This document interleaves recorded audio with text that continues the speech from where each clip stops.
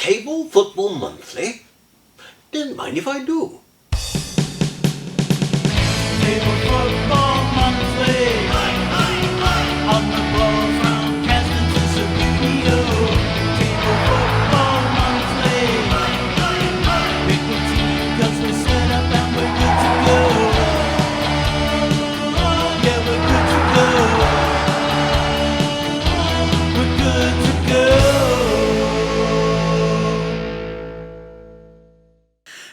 Hello, and welcome to the September edition of Table Football Monthly. Keith, yes. all I want to know Yes. is the show packed?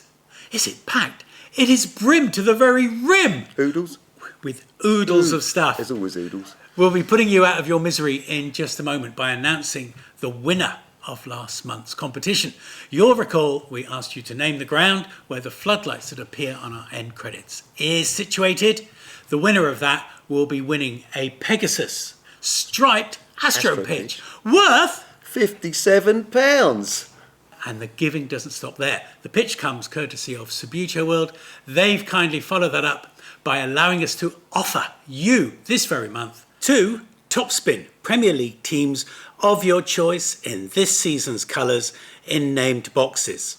So 2 teams from this selection could be yours. If you can answer the question, we're going to pose for you in exactly 1 minute and 9 seconds. Plus our blast from the past will be Striker, one of the most successful games of the 70s. I love Striker. Yes. And you're going to love this bit because incorporated into that will be a little tribute to Mark Lawrenson. And the reasons for that will become apparent shortly.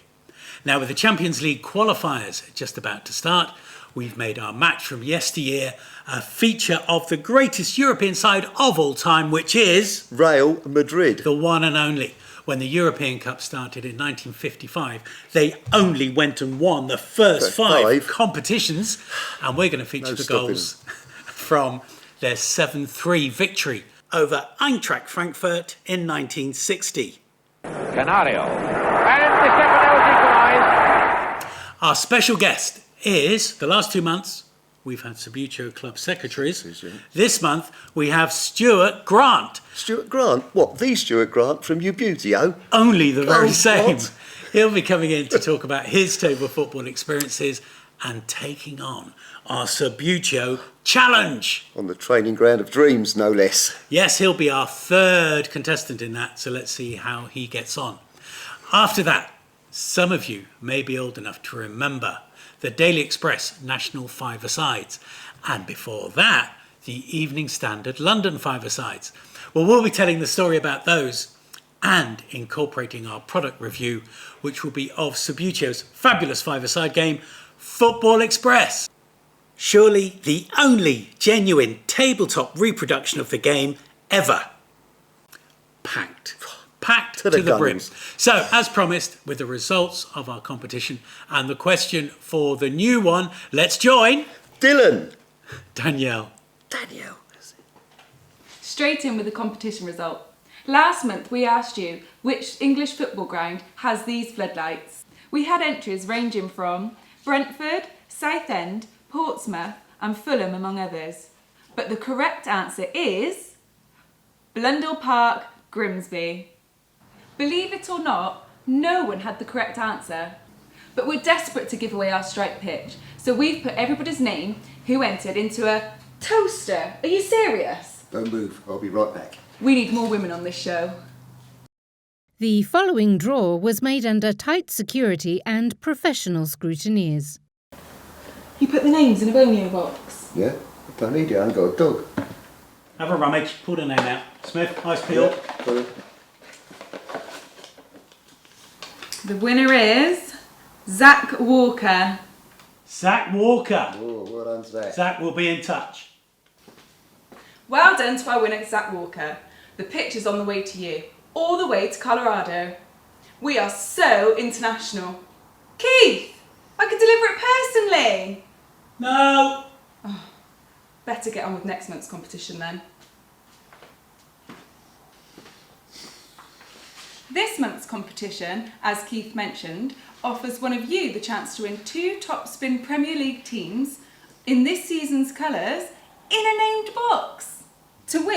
Let us know which Premier League team plays in this away kit.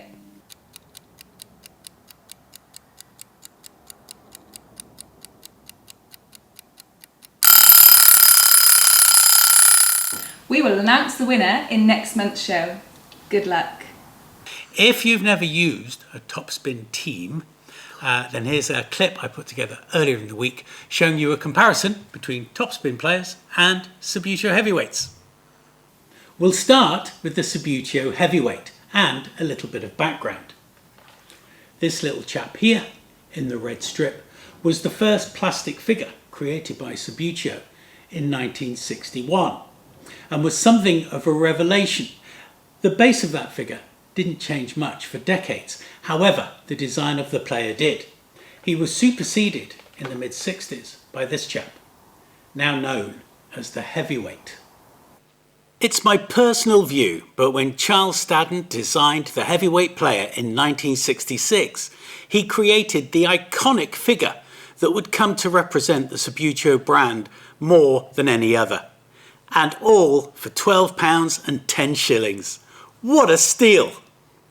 Next up, we have Topspin, a far more recent creation developed by Italian Alberto Vignati in 2003. His aim being to keep the traditional style of spin to win Subbuteo alive and kicking, or perhaps it's more accurate to say alive and flicking. It's easy to see that the Charles Staddon heavyweight Subbuteo player design influenced the Topspin, but that's no bad thing. They both look fantastic. So other than looking similar, how do they behave on the pitch? Well, the only way to find out is to put them through their paces on our Subbuteo training pitch. Topspin up first. Dead centre in the slide test. Now the heavyweight. Matched it! Topspin now on the spinning challenge. Perfect! Heavyweight. Same arc, same result. Passing. This time, the heavyweight drops it right in the centre. Topspin now. Oh, as close as makes no difference. Topspin chip. Straight in. Heavyweight. Nothing to separate them. On the pitch, Topspin in the orange strip, heavyweights in the white. To my ears, a slightly chunkier sound from the heavyweight. They're made from a slightly more dense plastic. A defensive spin for the heavyweight. Sorted. Topspin surrounded by whites. Not a problem. So, no real perceptible difference on the training pitch. But when it comes to the finish of the players, that's a completely different matter. Many of you will know that these Subbuteo heavyweights were outsourced to local residents for painting, and their skill levels could vary considerably. Whereas, I think you'll agree, the Topspin players are painted beautifully and consistently, particularly in the hands of the likes of Paul Lloyd. And in this modern day and age, we also get a far more ethnically realistic spread of player types. I've used a lot of Topspin teams in my time, and they're good. Excellent spinners. They are. They're good. I've used a few as well. So it's a competition well worth entering. Now, for the time being, enough with Subbuteo and Topspin. We are going to have a look at one of the best and most successful tabletop football games of the 70s, and that is, of course, Striker. Now, I'm sure you're familiar with it, but here's a little reminder anyway. This little chap needs no introduction. Tap his head and the player kicks the ball. It is, of course, Striker, the fast action football game with a kick. The box was a monster, and the reason? Well, let's lift the lid and take a look. The folded pitch takes up an awful lot of space. Beneath the pitch, the game pieces are quite compact. The ubiquitous, for the period, blue and red teams, the ribbon pitch surround, and these are the metal clips that hold the surround in place, and very effective they are too. Then we have 2 scale balls, 2 goals, and 2 crouching keepers. The rules are straightforward and beautifully illustrated. On the reverse, instructions for attaching the ribbon surround and assembling the keepers. And let's take a closer look at them. The pivot design is excellent and very smooth. An additional feature, place the ball in the crook of the keeper's arm, spin his other arm and he throws the ball out, forwards, unlike poor Gary Sprake, bless him. The ribbon surround is a tight fit, so be sure it doesn't pull up the corners of the pitch, but also that it's taut enough to offer good rebounds.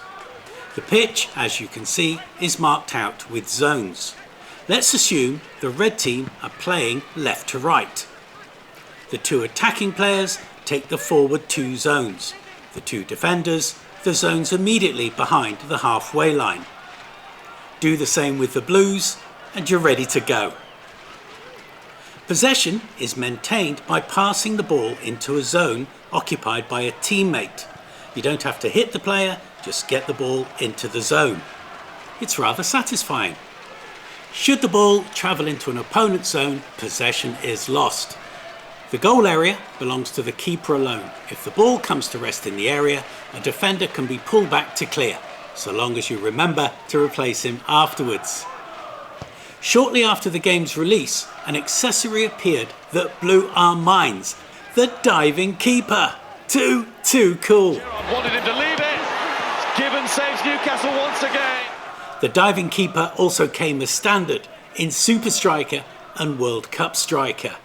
I mentioned earlier that as part of this segment on Striker, we were going to include a feature on Mark Lawrenson.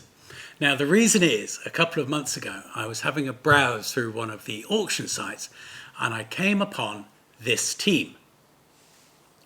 Now, I don't know about you, but I couldn't help thinking that these players resembled Mark Lawrenson. And being the kind of people we are, we thought it would be a brilliant idea to create a Brighton side in which all of the players also look like Mark Lawrenson. We. Or rather, Nikki did. Thank you. And she also painted the goalkeepers. And let's be honest, she did a fabulous job. For those of you around the globe who may not be aware of the football legend and pundit icon that is Mark Lawrenson, here is a brief biography. Mark Lawrenson joined his hometown club, Preston North End, at the age of 17. He played over 70 games for the club before joining Brighton at the beginning of the season 77 and 78. Then managed by the ex-England and Spurs legend Alan Mullery. The fee was £90,000. Ironically, Brighton outbid Liverpool for this versatile youngster. Lawrenson's reputation grew at the South Coast club, where he made 152 appearances and scoring 5 goals. But, and the big but, by 1981 Brighton was suffering financially. But this meant Bob Paisley, then Liverpool manager, was able to finally get his man, paying £900,000. Alongside Alan Hansen, Lawrenson formed one of the most creative and talented central defensive partnerships in English football history. 1 European Cup, an FA Cup, 3 League Cup and 5 Division 1 titles followed, including a League and Cup double. Lawro made an impressive 356 appearances for Liverpool, scoring 16 goals, until injury brought his Anfield career to a premature close. During this time, he also represented the Republic of Ireland on 39 occasions. This is why we're dedicating this segment on Striker to Mark Lawrenson, football legend.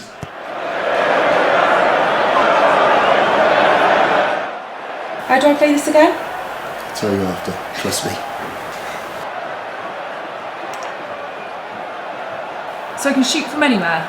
If you're feeling lucky, Will. Oh, poor keeping from Smithy. I thought I'd let our bed start. Interesting goal celebration. Smithy rushing things a bit. Final, here I come. But then a great shot, worthy of a replay. 1 each. Smithy keeps the pressure up, but it's Danielle on the break, making it 2-1. Oh, a little argy-bargy between players at half-time there. Danielle getting the hang of things. Lovely pass with the outside of the foot. But again, it's Smithy from in his own half. He's equalised again, although dodgy keeping, it's got to be said. An incident off shot. A quick free kick. It's 3-2 Danielle. Great low shot. Oh dear, Smithy, not happy. Look at his face. Last minute opportunity. Danielle saves.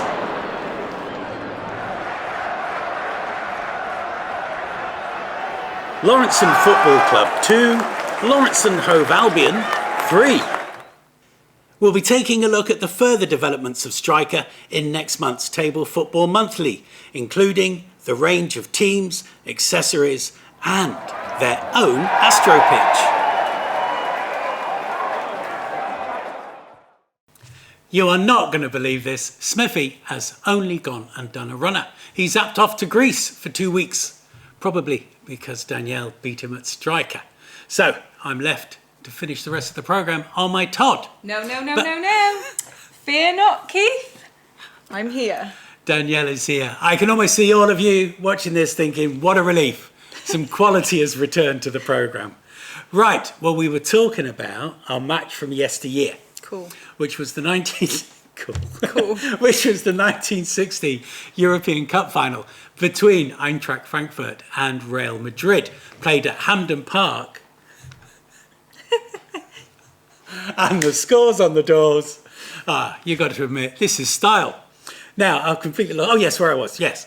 Eintracht Frankfurt had beaten Scottish champions Rangers in the semi-final, 12-4 on aggregate, whilst Real Madrid beat their arch rivals Barcelona 6-2. So, the chances that there were going to be goals in this game, well, it was a given. And there certainly were. To many, this remains the greatest European Cup final ever played. Is that it? As easy as that. Call that work.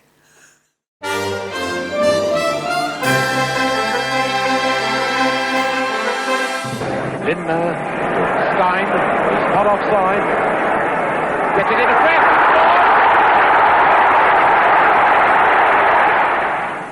Canario. And the Stefanos equalised. Gasol to Canario. And a goal. The Stefanos done it again. And Eigebrot, now Puskás. This must be number 3, and it is. Right on half-time. Now it's Puskás. And there's Hento moving tremendously fast. Don't stop it. Jack Mart's having a word with the linesman to see whether it's a penalty or not. It is a penalty. And it's Ferenc Puskás going to take it. 4 goals to 1. In the middle is Puskás. And it's a goal. A lovely goal. That is now a hat-trick for Puskás. And we're beginning to see now the vintage Real Madrid. The sort of football that has made them the greatest club side the world has ever known. What a great pass. And it hits the post. That's Puskás. And another one. Chris to Stein. And a great goal by Stein. Well, Stein has been an intelligent player, so he certainly deserves that goal to make it 6 goals to 2 for Real Madrid.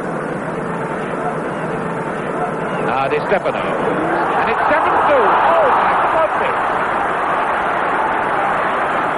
And Stein scored on a mistake by Vidal.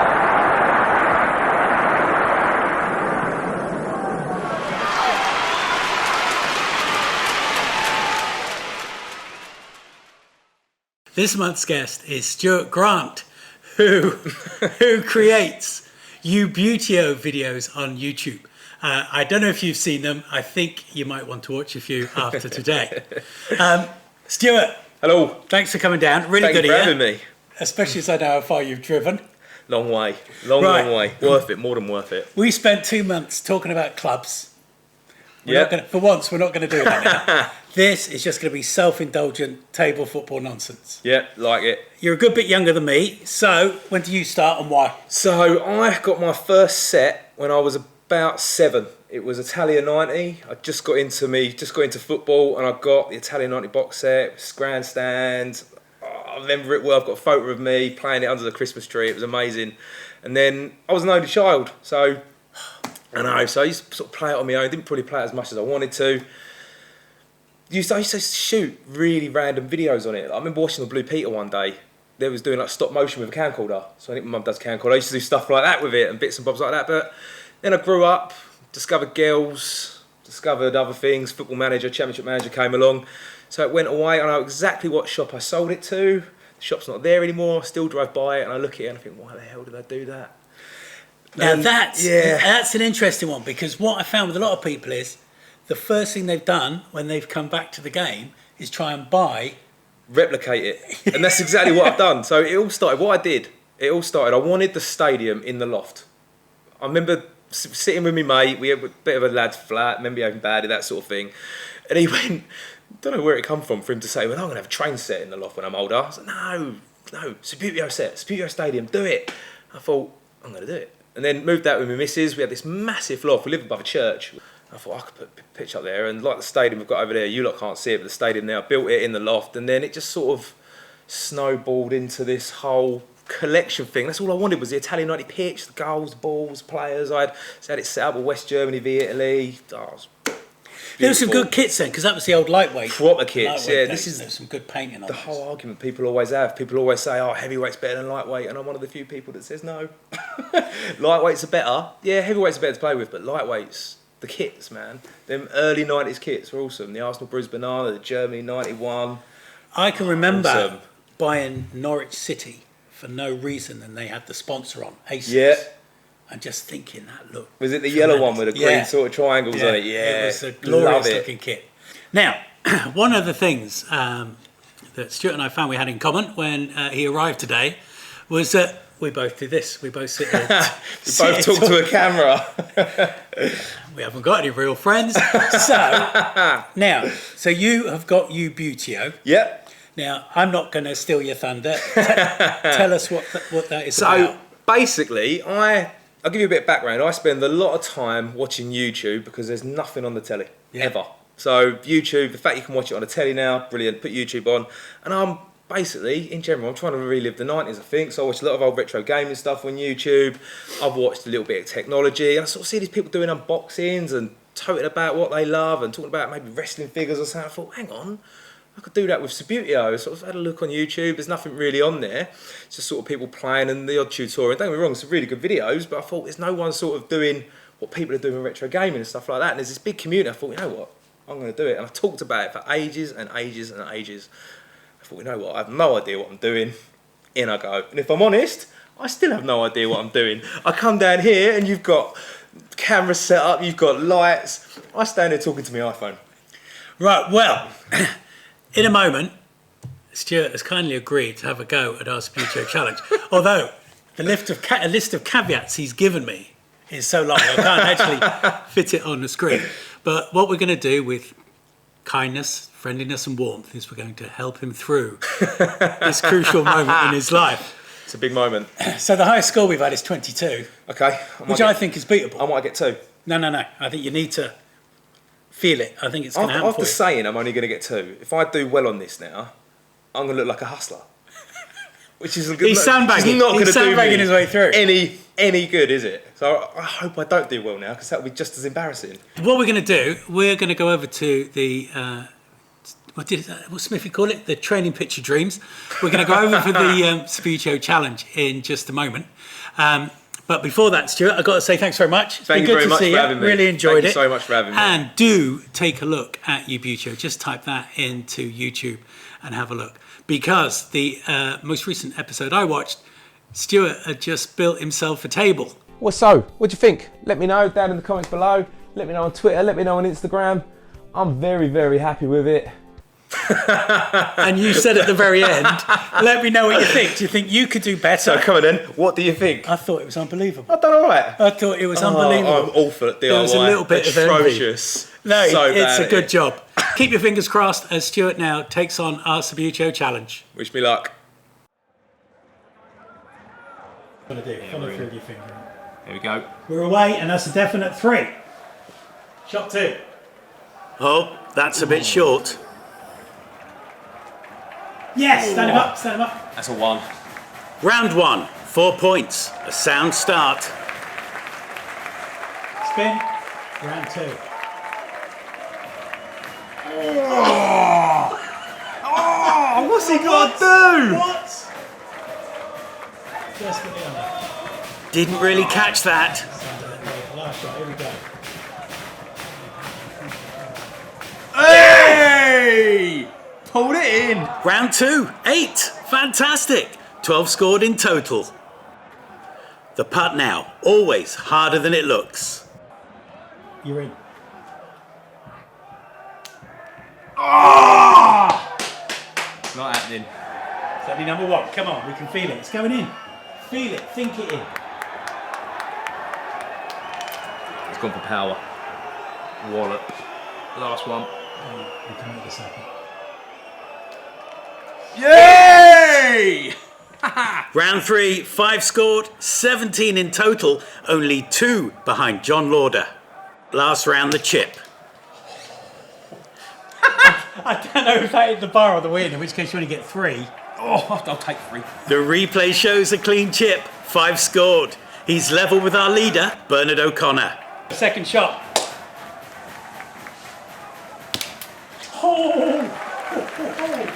Did that lift? Well, the player did. I had to get a cab to retrieve him. This is it. Oh, in and out. What's the ruling on that? Have we got VAR? Clean, it's another 5. 10 for that round, giving a total of 27. Great effort. 27 points. Only 27 points. And Keith, well, that puts him at the top of the table. It certainly does. Bernard O'Connor's good score of 22 has finally been beaten, and by 5. Now, if watching that has given your trigger finger a bit of an itch, do drop us a line if you want to come and have a go at our Subbuteo challenge. Remember that the person at the top of the table, come the end of the season, will win £100 to spend at Subbuteo World. Yeah. And our 2-part DVD on the history of table football. I'm tearing up. I am tearing up. We have reached our last segment in the programme. But please don't doze off or wander off anywhere, because I genuinely think you're going to enjoy this. It's time for a little bit of Five-a-side football. Five-a-side football, as we know it, began with a competition for London-based teams at the Empress Hall, Earl's Court in 1954. The rules were devised by the Central Council of Physical Recreation to include the dimensions of the goals, the D-shaped penalty area, rebound walls, and the ball not travelling above head height. Games were played 6 minutes each way. These annual championships were sponsored by the London Evening Standard and were taken very seriously by the players. There was a forced gap between 1961 and 66. The tournament was suspended by a Football League ruling, but it returned in 1967, the year after England won the World Cup. And the West Ham side that won it featured Bobby Moore, Martin Peters and Geoff Hurst. In fact, Hurst, following his World Cup hat-trick, with another in the five-a-side final, helping the Hammers to a 4-0 win over Arsenal. By the late 60s and into the mid-70s, the game had grown into a national event, sponsored by the Daily Express, featuring the major teams and stars of the day, George Best, Rodney Marsh, Gordon Banks, and was televised by both BBC and ITV. No surprise then that in the early 70s, Subbuteo launched a relatively faithful tabletop replica of the game called Football Express, seen here advertised in the 1973 programme. And here it is in the flesh. The design is clever. Lift the lid and reveal the playing pitch. An Astro pitch style surface, plastic curved pieces to keep the ball continually in play, specially tooled goals, keepers in tracky bottoms, and the game utilises the 18mm ball. Perfect. Over the years, there have been many other five-a-side tabletop games, including the game we featured this month, Striker. but none have adopted the scale goals and D-shaped area. I've not seen any rule regarding blocking moves for the player not in possession, but it won't be the first time we've had to use our imagination and implement our own house rules. The original game came with players on moulded bases, but the game suits all player types. Spinning players can be tricky depending upon the age and condition of your pitch, but it really suits the flat-bottom sliding players.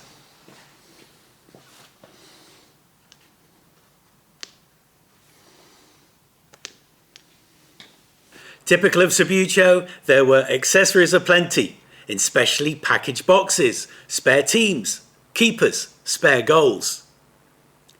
There were two versions of the game.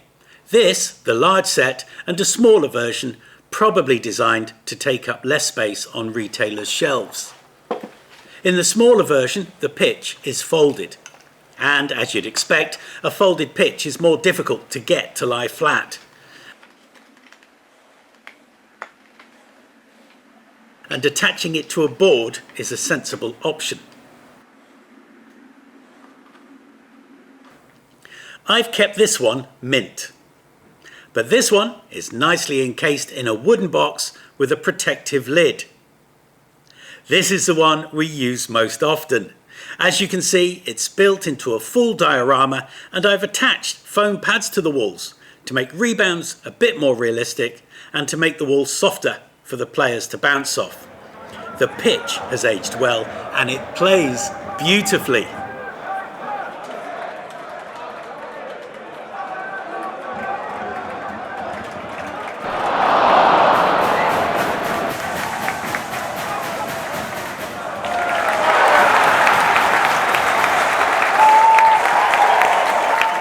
Subbuteo Football Express. The perfect break from playing 11 aside. Fast, furious and great fun. Full-size sets are available.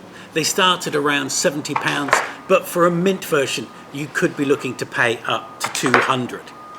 The half-size box version comes up for sale occasionally as well, but out of the two I'd really recommend the full-size box. You're far more likely to get a flatter pitch, and who wouldn't want England mascot Ken Bailey on the front of the box? Well, that just about brings us to the end of September's edition of Table Football Monthly. Thank you very much for watching. To those of you who've written some very nice comments, thank you. They are really appreciated, aren't they? They really, really are, yeah. Yes, they are. So don't forget to enter the competition. Don't forget, if you want to do the Subbuteo challenge, same address. And it's you and I, isn't it? I was just about to say, from Smithy and I, from Danielle and I. That sounds so much better. I like the sound of that. Poor old Smithy. Bye, Smithy.